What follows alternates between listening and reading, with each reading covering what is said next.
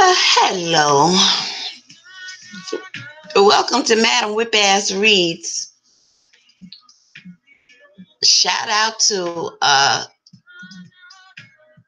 YouTube buddy of mine. You know who you are for sending me this information. Well,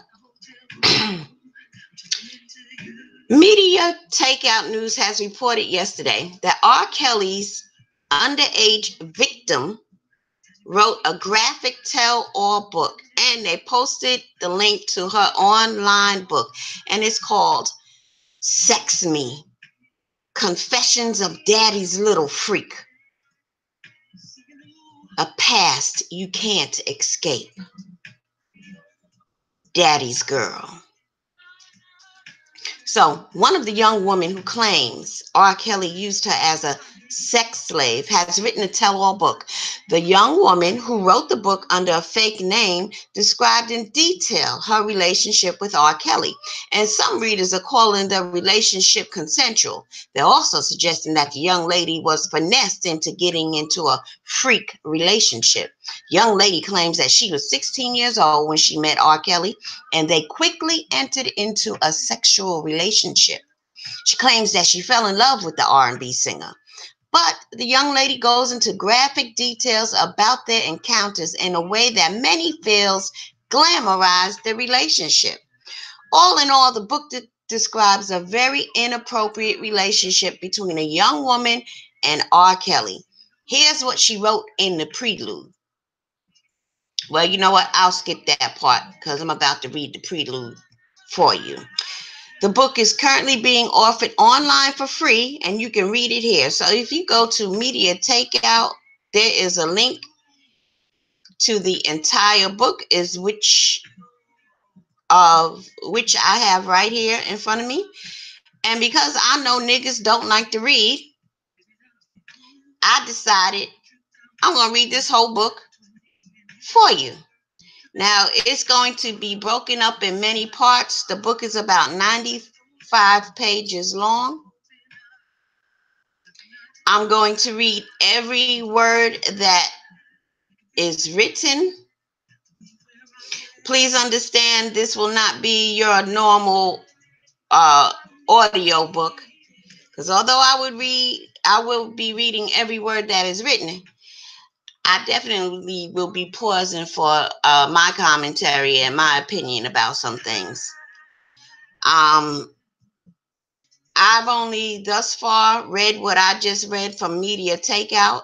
I have not read a single line of this book, so all of this will be new to me, just as it is new to you. So please forgive me if I shall become shocked, dumbfounded, flummoxed, or whatever as I read through this, because I'm sure it's going to be a doozy, or quite a few of them up in this piece.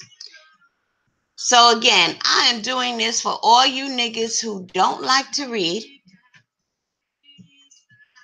Maybe your eyesight is bad, and maybe you're too busy to read a book. And maybe you just prefer to have somebody read it to you. Well, that'll be me. This ought to be interesting and fun, I think. I can only imagine what this child has written here. Wow. I don't like what I just read in terms of from the Media Takeout excerpt, where it stated like she's kind of glamorizing the relationship. I don't know. We shall see. But I shall read this thing as passionately as I know how. And I hope you enjoy it. I don't know at what point I will stop. I will stop at whatever point I need to stop. And I will pick up with a part 2 over the next couple of days. Ooh-wee. Here we go.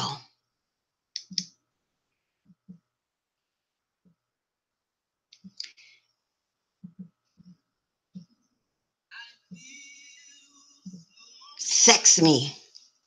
Confessions of Daddy's Little Freak. Daddy's Girl.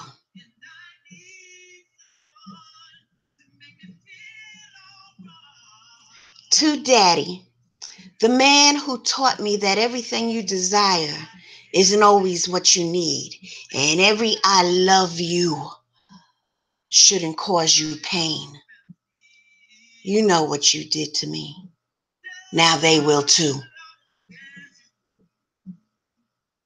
Here are the contents. The contents, the chapters of this book read like a R. Kelly CD. Open letter, prelude, warning, genius, it's on, fiesta. Your body's calling. Seems like you're ready. Make you my baby. McDonald's. Showdown. Car sex on the south side. Far more. Be careful. Dedicated. Don't you say no. Loveland. Let's be real now. Down low. I can't sleep if I barely breathing. I don't mean it. Half on a baby. Baby, baby, baby, baby, baby. Come to daddy. When a woman's fed up. I wish. Heaven, I need a hug. If I could turn back the hands of time, my apologies. Open letter. Daddy, I can't speak for the motives of others, but you know I love you. Through the good, bad, and indifferent. You know I'd never intentionally try to deceive or hurt you. My greatest fear is you hearing about this and feeling as if you never meant anything to me. My greatest fear is you thinking everything we've shared was bullshit. But no matter where we stand, your feelings still matter to me. I want you to understand I left because I had to. Because I also want you to know that as long as you are breathing, I'll never stop believing in your ability to get better. I will never give up on believing in you. But I had to love me enough to choose me. I think the problem with a lot of them is they were only ever in it for your image. And I must admit, initially, he's the only you I knew. So I was too. However, somewhere along the lines, I fell in love with the man, the real you. And that man needs aid beyond what I'm able to provide. That man is broken beyond what I can fix. My telling this story is ultimately a part of my healing. It makes me feel good to know that there may be someone out there who can relate to my feelings and experiences, understand our struggle, and make better decisions because of it. Yet, I apologize in advance if you ever receive any backlash as a result of this, because God knows I've tried my hardest to protect the both of us in this. Love you always. Daddy's Girl. Prelude. Sometimes I wonder if everything that happened was my fault. I was undeniably obsessed with him. Since the age of 4, I remember watching him on BET, singing along to songs, cutting his pictures out of Word Up and Right On magazines, and taping them to my pillow at night. Yes, y'all, read it right. I was a little local about him, but he was my crush, one I never rid myself of, and one, even to this day, I can't rid my mind, soul, or body of. It was his. It is his. I still smell his scent. I still hear his voice, his footsteps. I still feel his body on top of mine. I wake up in cold sweats from dreams about him, the pleasure, the terror, I may never understand how I can still be in love with the very thing that brought me so much pain, be pissed whenever I hear others speak ill of his name, yet have moments of disgust all at the same time. Picture admiring, crushing, and lusting over a man for over a decade, and then finally meeting him, sleeping with him, living with him, and meeting all of his personalities: the lover, the jokester, the genius, the innocent child, the abused, scared child, the insecure, resentful man, the demon, the freak.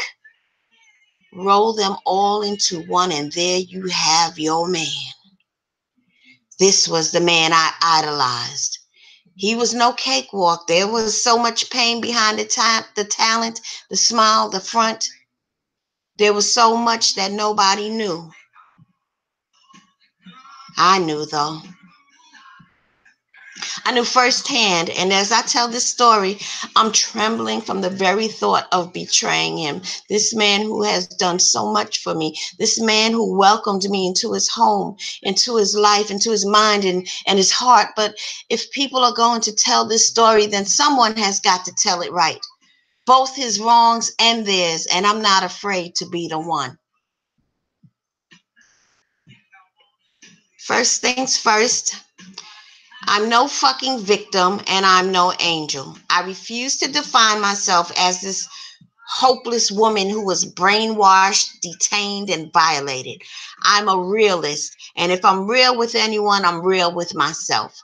I own up to my part in this. I hunted him like he was my prey.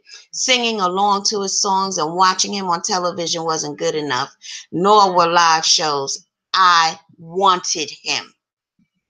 I wanted him bad, and I didn't care what came with him or who for that matter. I lusted for him. To keep it real, every thought I had of him prior to our meet was sexual.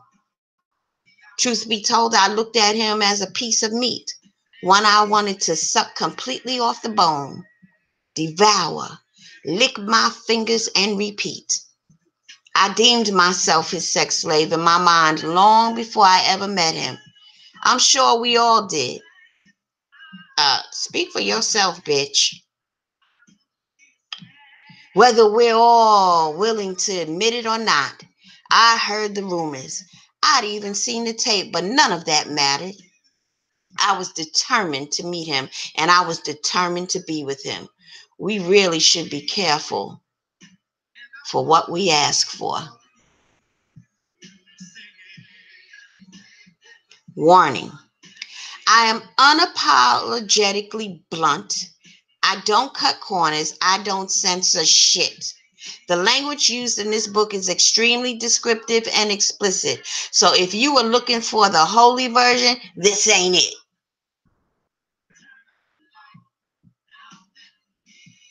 Genius.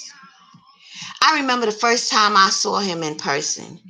He was playing ball on the south side. He was so tall and handsome, surrounded by a crowd of local fans screaming his name. The girls were touching all over him. They didn't even care that he was pouring sweat. I truly never understood the logic of this behavior. I was a diehard and all, but I could never see myself acting a fool and crying when meeting him, pushing through a crowd to be seen by him. Wasn't my style at all. So I left my friends right there as they joined the groupie antics and walked home. One day I was sitting on my older cousin's Keisha's porch getting my hair done, and I told her I wanted to meet him. Keisha had bagged plenty of ball players and rappers, and she never appeared to be a groupie or thirsty. They chased her and had no clue they were prey from day one. That's the kind of energy I wanted. I needed her to help me do the same with Daddy. She said herself he wasn't hard to find. He was always hanging out at the local McDonald's, playing ball somewhere or posted. And this I knew. But he was also always surrounded by a million people, too. I remember she asked me why I'd want to meet him so bad.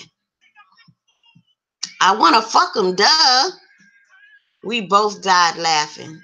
And after a blunt or two and a few shots, we decided we were going to try and get front row tickets to his next concert and VIP passes for the after party.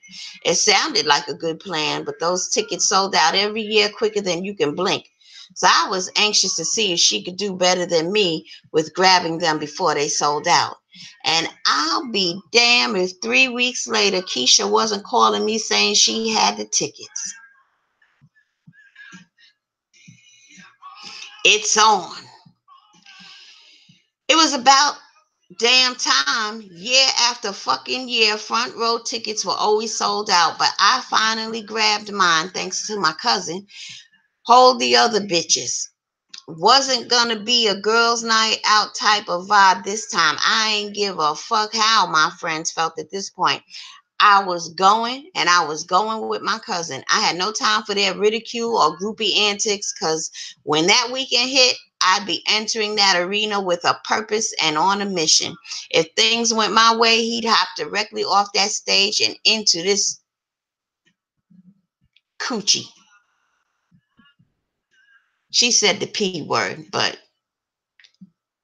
I just wanted to feel him with an arena filled with thousands of dehydrated ass bitches. I needed to focus. I had 2 weeks. That was 2 weeks to find something extra fly that no other bitch would be rocking. 2 weeks to fast and kill this body in the gym. And 2 weeks to strategically plan my approach. Because when I shot this shot at daddy, baby, I was not going to miss. And with this undisputed tunnel vision began what feels like a never-ending roller coaster ride. In the blink of an eye, 2 weeks had passed, but it seemed like the evening of that fucking concert took forever. I was ready though. Me and Keisha had been talking and going over possible scenarios all week. I knew just what to say and how to approach shit. I had the right fit, the right heels, my hair was slayed, and my mindset was unfuckwittable. The next day seemed to drag forever. I was so anxious I couldn't stand it. Local radio stations had been playing his music all day, everything old and new, and all I could think about was my fine ass and his radar on that front row. It always took us forever to get ready, so we started early. Y'all know how it is, the long ass bubble bath, dancing in the mirror.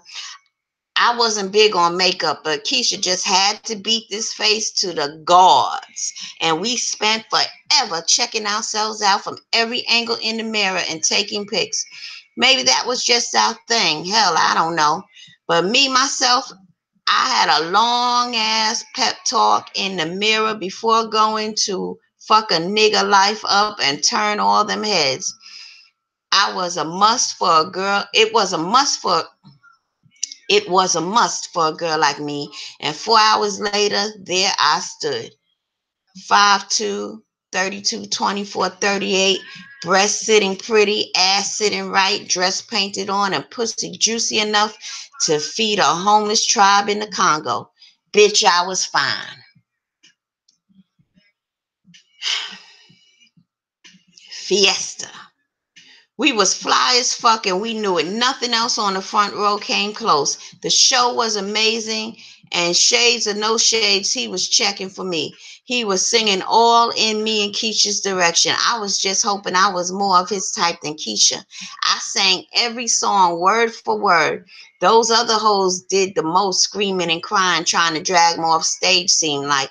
I just kept it cute, singing along, dancing all sensual, and feeling myself, a vibe. I didn't know how to be as extra as those other hoes, so I did me, and for what I could see, he liked it. So we left a little early. Now you see me, now you don't vibe. We had VIP tickets for the after party, so I knew he'd see me again shortly, but we made our presence felt, and that was definitely a must. Flash forward, he stared at me from across the VIP. There I stood, moist and motionless. I could feel the warmth between my legs. Ugh. Keisha was dancing with some dude, and I had been rejecting niggas all night while I watched as he traced my body with his eyes. Shortly after, a guy tapped me on the shoulder and invited me over. I respectfully declined. I know y'all thinking, bitch, are you crazy? Why decline when you know you want him? But trust me, I had it all under control. A man like that isn't used to rejection, and he's not going to take no for an answer. The next time we made eye contact, he signaled for me to come over. I shook my head and signaled for him to come to me. He took a shot of some brown, poured himself a full drink, and from the looks of it, he was, oh my God, this was it. He was walking over. I'm thinking, fuck, bitch, get it together. You following me? He leaned in and said. Should I be? I snapped back sarcastically. A few seconds of silence passed and we both laughed. I like that. You got a slick little mouth. It's cute. Then he finished off his drink, leaned in closer, and with his body pressed against mine, he whispered, now I'm going to ask you again. You following Daddy? The sound of his voice and the heat from our bodies touched alone sent a couple of thoughts to my mind, tingles down my spine, and this coochie into overdrive. All I could do was keep my cool, stare his ass dead back in the eye, and ask, so you my daddy now? I could never forget the look in his eye when he ran his fingers slowly over my lips and told me that he would be. I swear I played it cool, even though I was doing cartwheels inside. I managed to play it cool. He asked if Keisha was my sister. I told him no, she was my cousin. He asked if I can get away from her because he needed to see me after. I smirked and I told him I might be able to work something out. He slipped me the number and told me to text him with a sexy pic and my name. Took me less than 30 seconds and I said done as I walked away. He texted me after and said, good girl. I was so fucking excited. I quickly grabbed Keisha and headed for the door. Mission accomplished, bitch. Let's roll. She was like, damn, bitch, that was quick. I was quiet all the way till we got in the car and then started screaming like a real live groupie. I'll never forget how nervous I was. I was like, damn. So do I go see him? Do I make him wait? I didn't know what the fuck to do. Keisha was like, make him wait. I couldn't believe she said that. But she said it'll drive him crazy. Just do what I say and make him wait. So I followed Keisha's lead and told him I couldn't do it tonight. He called almost as soon as I sent that text. I let it ring a few times and answered. I remember him asking where I went and why I couldn't meet him. I simply responded, it was getting late and I had an early rise. He said, I'm not worth one night. And I said, if I'm worth it, there'll be another night. He seemed intrigued.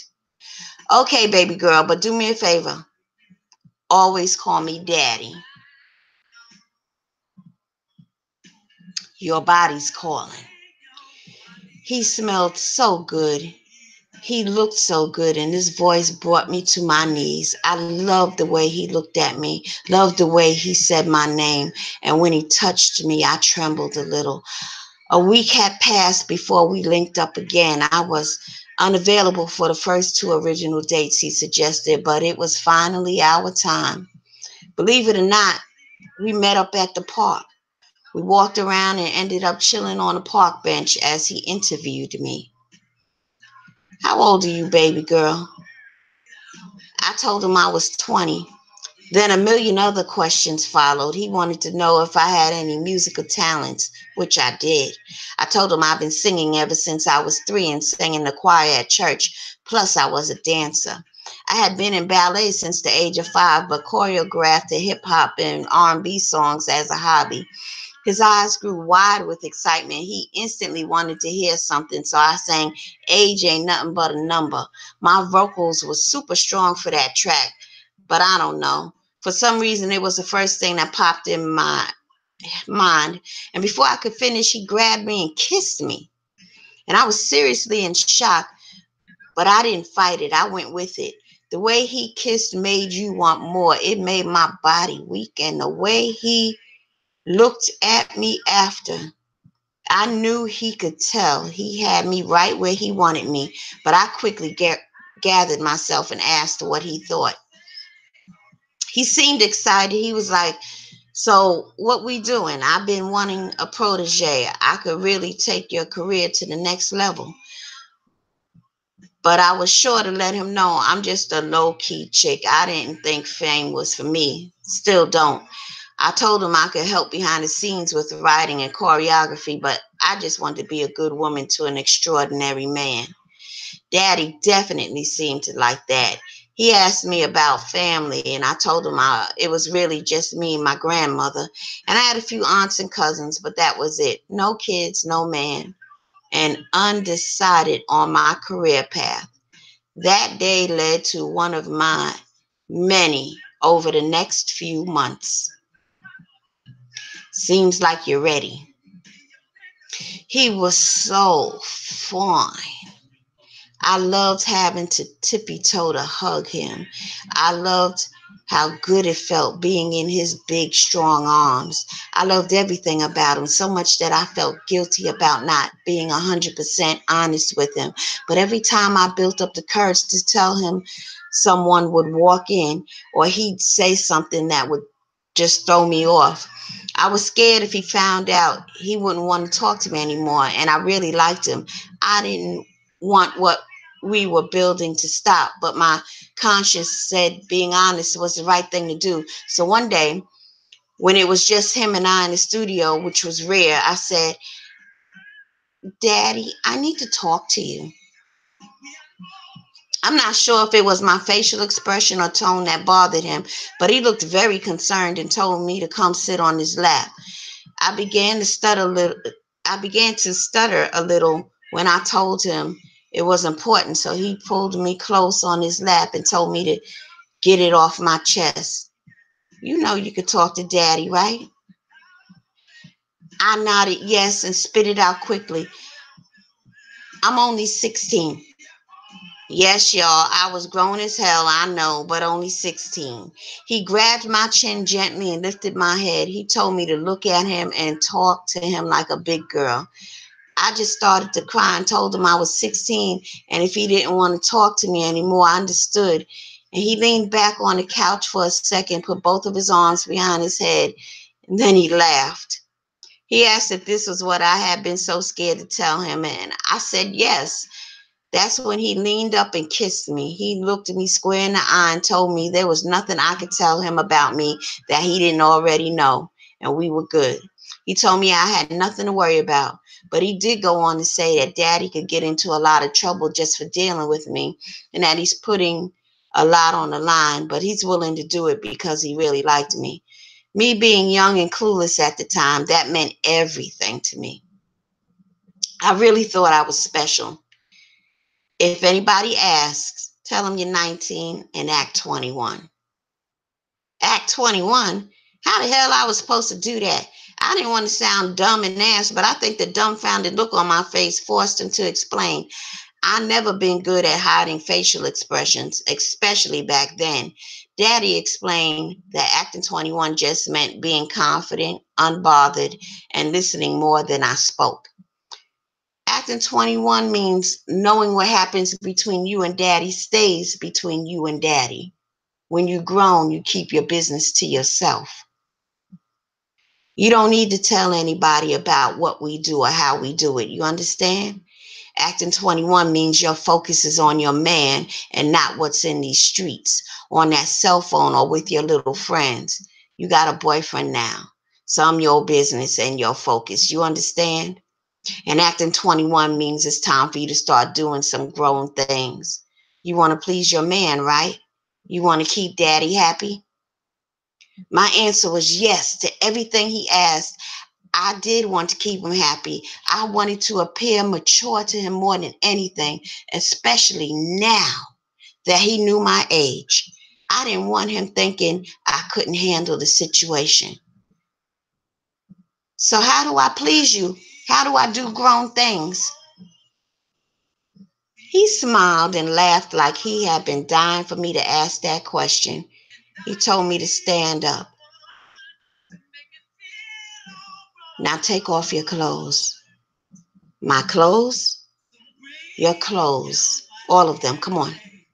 I remember having on this cute strapless jean dress and some wedges.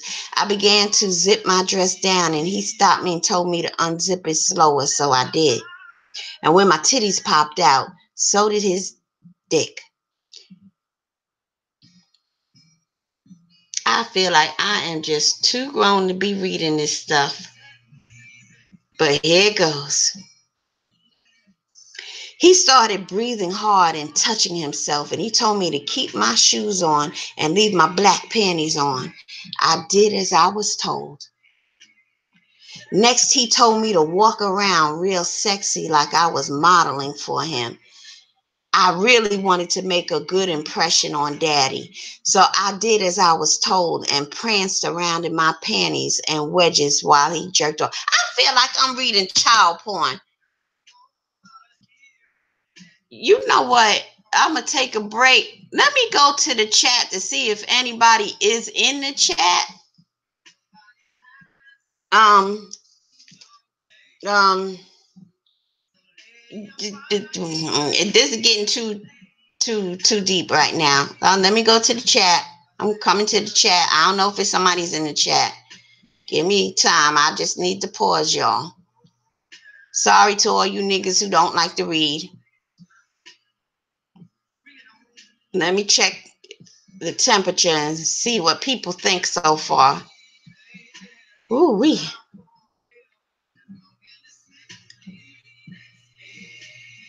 What y'all think? Do y'all think I should continue reading? Hey, Raz. You had to come here instead of reading yourself, Mama Sita. Should I continue on with this? Because I almost feel like I'm reading child porn. Good grief. Y'all let me know. Good Lord.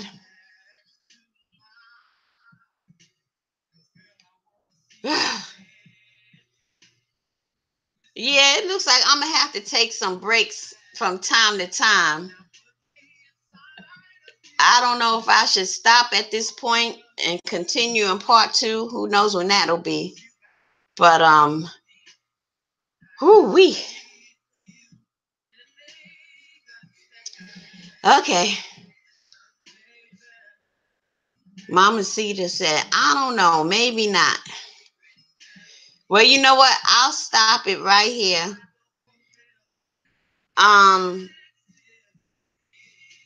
If I get 15 likes and people commenting in the comment section telling me to continue to read this, I shall oblige. And if not, then I guess I shouldn't. Because this is child porn. If you ask me, she's 16. I don't know. I don't know. It was all in detail. So this is like reading. Oh, Lord. Oh, you said I didn't know it was all in detail.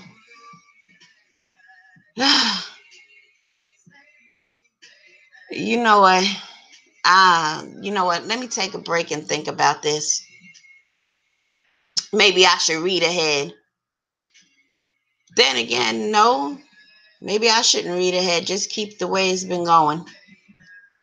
9 people watching. Hit the like button. Hit the like button. Okay. All right. I guess I'll continue. Okay. Let me go back. Where was I?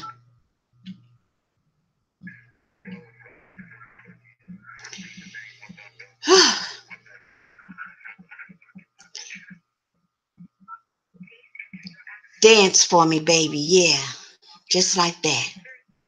I rolled and slow wind. I rubbed and touched on my body, and then I walked up to him and put my leg up next to him. So I was standing with my coochie print on his chin, and with the sexiest voice I can fathom at 16, I sassed him and asked him when he was going to stop looking and touch. Lord, why did I ever say that? He quickly raised his eyebrow and took off his shades.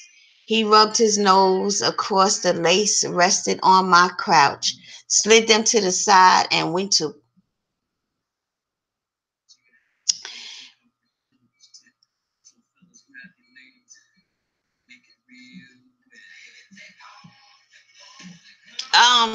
you know, yeah, I'm just, you know what, this is the wrong time for me to be reading this stuff.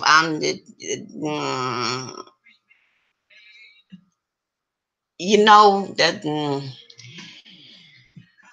I just can't go through it. Maybe I can in a few days. You know, I just lost my sister yesterday. It's just too much going on right now. I just can't. I can't do it right now. I I just can't do it right now.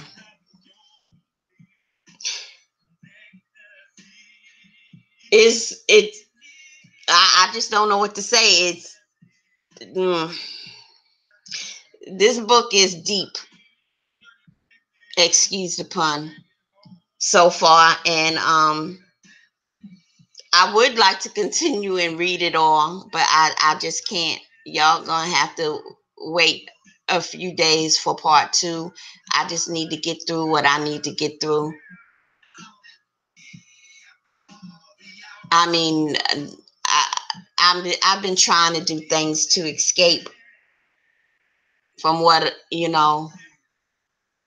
my grief, but this ain't what I want to escape with. I need to escape with something more constructive, not this. I need to just get through these next few days, and after things are over with, then I can come back and do part two and read it. I just can't go there right now with it.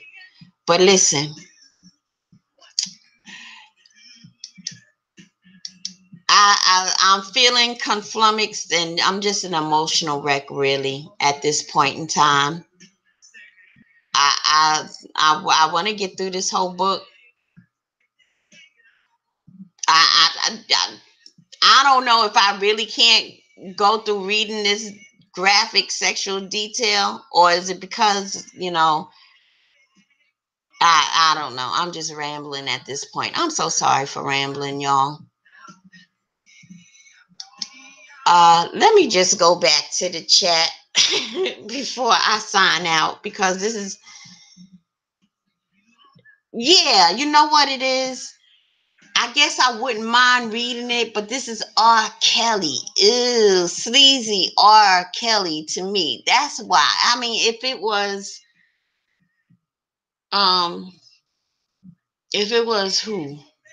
I can't even think of who. But if it was somebody else, I probably can go through. But this is, I'm feeling too many different things all at once. I feel like I want to go take a shower, not a hot shower or a cold shower, a shower, because I just feel dirty. I don't know. I don't know. We'll see in a few days. Thank you, Mama Sita. We'll see in a few days. But yeah, hit the like button, and we'll see in a few days. Thank you all for tuning in. It's just a bit too much for me. I wasn't expecting all of this. But yeah, I can see why somebody or people feel she is glamorizing the relationship. I don't know. I guess, I don't know. I'm speechless, as you can see. Jesus Christ. All right. All right. That's enough for you. All right. Thank you all again. Knock it off. And y'all go on and have a great day. Peace. Stay tuned for part 2.